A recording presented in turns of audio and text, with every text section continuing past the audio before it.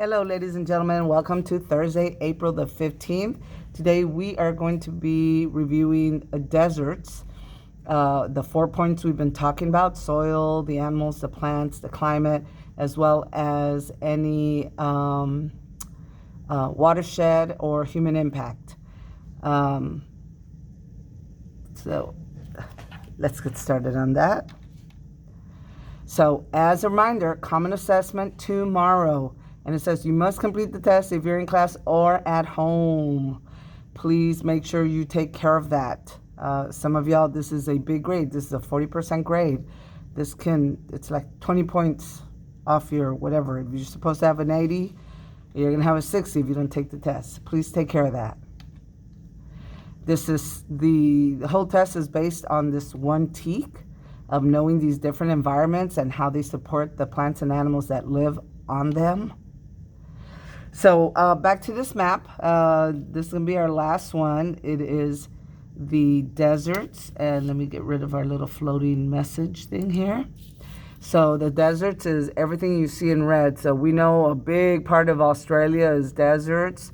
And through Asia here, the Middle East, of course, Africa, and then over here in the Americas, we have the Mojave, the Sonoran Desert, and I can't think of what that one is. That may be the Sonoran. But there, the U.S. and Mexican area is a, a shared desert. You know, the desert doesn't know any boundaries or fronteras. The desert was here way before us. So deserts can be pretty, but they can be deadly as well, of course. So it's desert, not dessert, okay? One extra S gives you dessert. One less S gives you desert.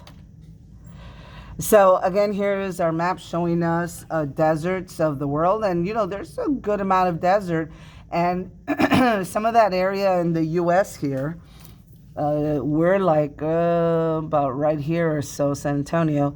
So, you know, what we consider the desert Southwest, Arizona, New Mexico, Nevada, and then into Mexico. And you can see Mexico has large regions that are considered deserts. We have desert along this coastline here in South America, here in South Africa, across Africa, of course, all of Saudi Arabia, the Middle East there, into Asia, and Australia.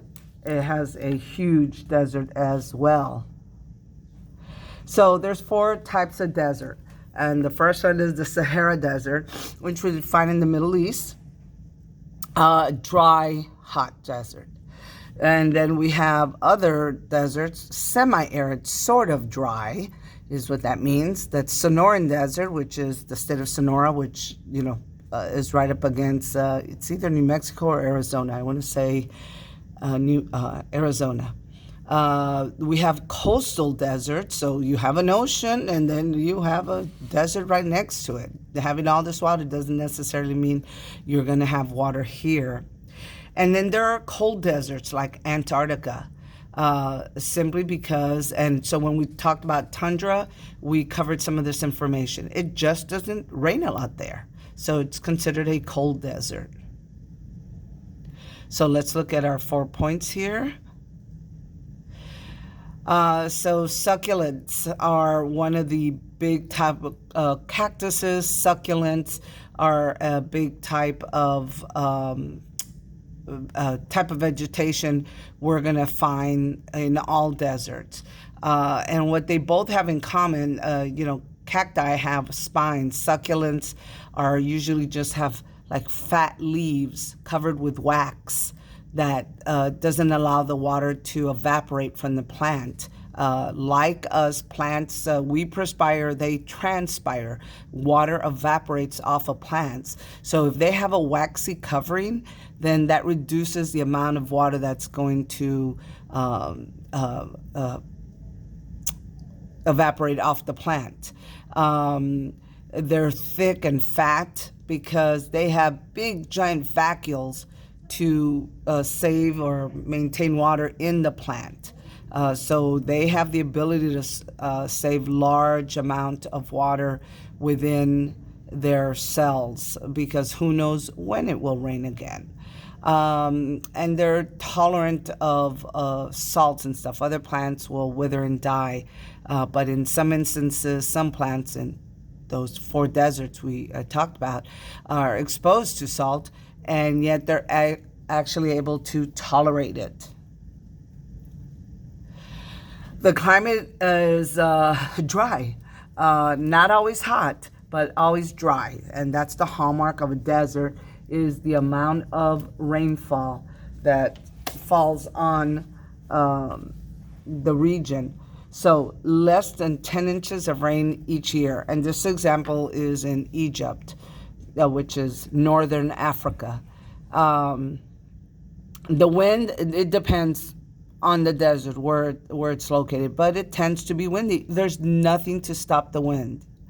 And the winter temperatures, it can get cold. In fact, the desert gets cold at night. It's hot during the day because mostly because the sun is, hitting down, and the sand reflects a lot of the light back. But it's cold at night because there's nothing to maintain the heat. There's nothing to absorb the heat and then release it slowly during the night. So hot during the day, cold during the night. When we saw the little camel video about adaptations, that's one thing they mentioned, is that they have thick fur. And you would think like, well, why would you have thick fur when it's so hot? Well, it gets very cold in the desert at night. But we can see here that here the line, the temperatures, it's already hot. It gets even hotter, of course, and this is in Celsius, so this high is probably about at 100 or something. I should have converted that. It can get, of course, very hot, and in Egypt, northern Africa, it gets extremely hot. But look at the rain. I mean, it is this is the winter months, December to January. There is some rain, not very much. And then there's usually no rain whatsoever all these months. So very dry, not necessarily always hot, because again, Antarctica, the tundra, is freezing cold. But the desert, it's really all about the amount of water that it receives. So the soil, very dry. There's the organic material, means are there like lots of dead plant and animal matter in it? And there's not, because there's not a lot of plants or animals to die and enrich the soil. When we saw like the forest, the soil was very rich there because the trees are dying and then they're breaking up and the nutrients are going back into the soil. The large amount of animals that are there, the same thing, it happens. So, it's not conducive to just any plant being able to survive on that. So we have lots of desert dwellers, and all of them are pretty darn scary looking, especially this bunch over here. So we have, these are all arachnids, and we can tell because they have 8 legs, so they're all from the spider family. And over here we have insects. So there is definitely life in deserts. It's not devoid of, everything.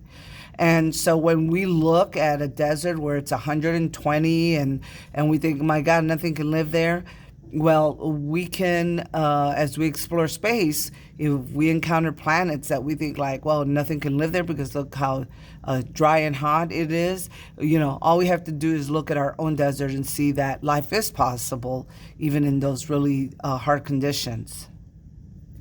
Here's some other larger desert dwellers, and they have learned to, eke out a living or a life living on the desert. It's incredible that big mammals like this and some other reptiles are able to survive, but, nature finds a way. They found their niche. Nature, they find a way to survive.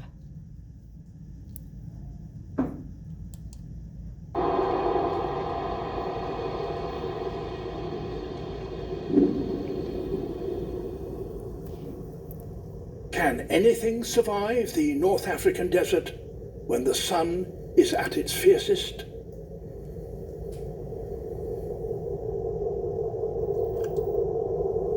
It's approaching midday. A fringe-toed lizard is hungry. He's on a stakeout.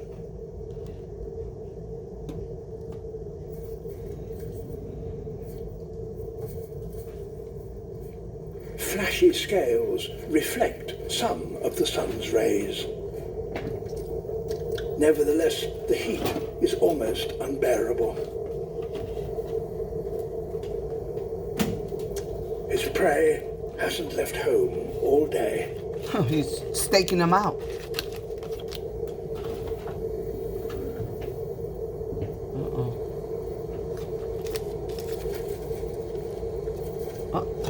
The lizard is the last animal still out on the dunes. But even he can't take it anymore.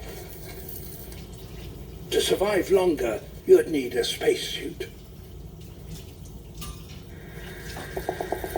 And in a way, that's what these insects have.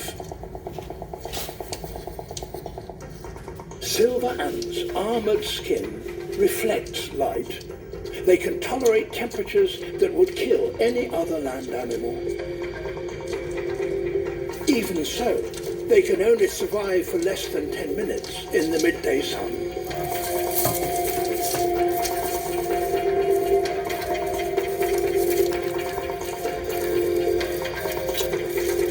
Time is precious. The ants race to find food as soon as their predators go to ground.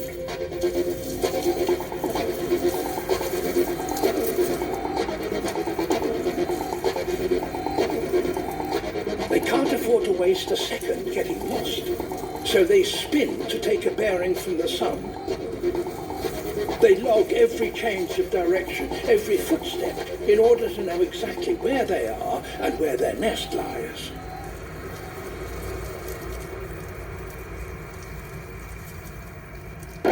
Only 4 minutes to spare, and they found a victim of heat stroke. A meal. But it's going to take a monumental effort to get it home.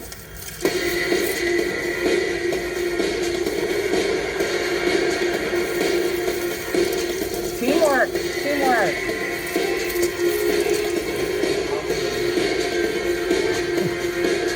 3 minutes to go, and they're nearing their maximum temperature, an astounding 53 degrees Celsius.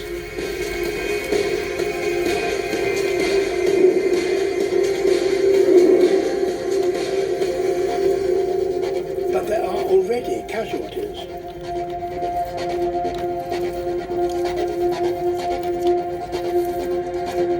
That 53 degrees Celsius is 127 degrees 1 Fahrenheit. minute left, and they're not going to make it. Something has to change.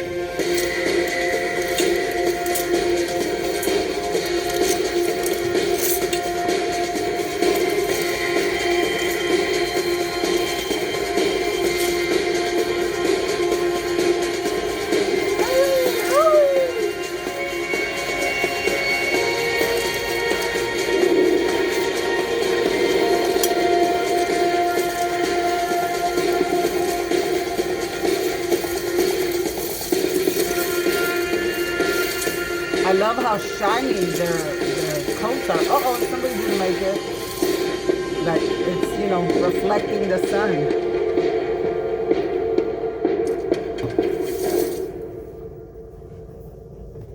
The silver ant is the hardiest of all desert inhabitants.